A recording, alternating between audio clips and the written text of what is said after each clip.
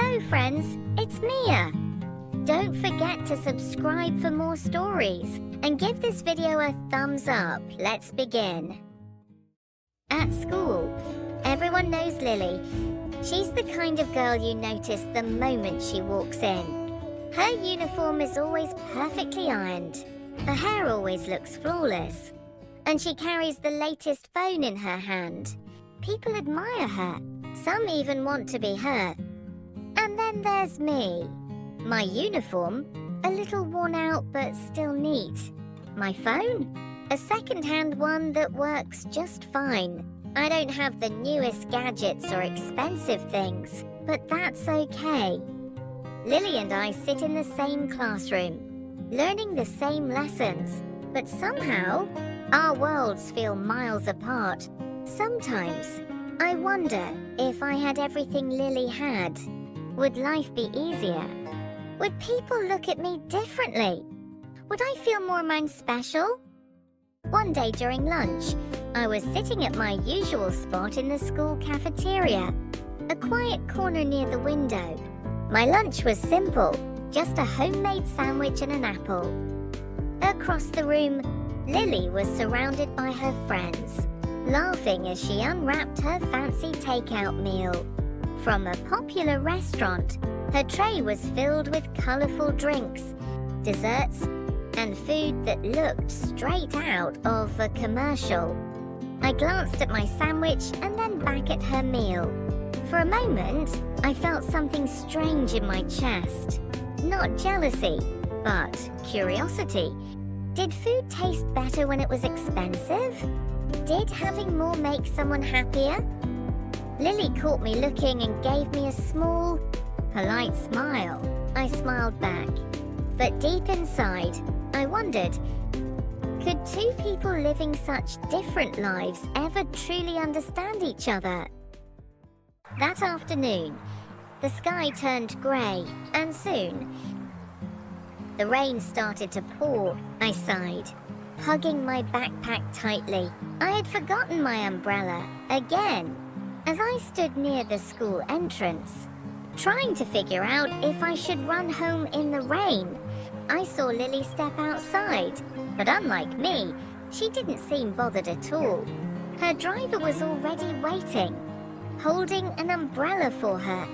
She walked gracefully to the car, her shoes never touching a puddle. I watched as she got in, the car driving off smoothly while I stood there. Feeling the first raindrops land on my shoulders, I pulled my jacket over my head and started walking home, stepping carefully to avoid getting too soaked. It was a small moment, but it made me think we were in the same rain, yet our experiences were so different. Did Lily ever worry about getting drenched? Did she ever have to rush home before her clothes got too wet? I wondered if she ever thought about things like that, or if she even noticed the rain at all. The next day at school, something unexpected happened. During break time, I was sitting under a tree, sketching in my notebook. I liked drawing. It was my little escape. That's when I heard a voice. Wow, you're really good at that. I looked up and saw Lily standing there, watching my sketch. For a second, I thought she might be talking to someone else. But no, it was me. Oh, thanks, I mumbled, feeling a little awkward. She sat down next to me, something I never thought would happen. I wish I could draw like that, she said, smiling. I stared at her, surprised. Lily, the girl who had everything, was complimenting me. It felt strange.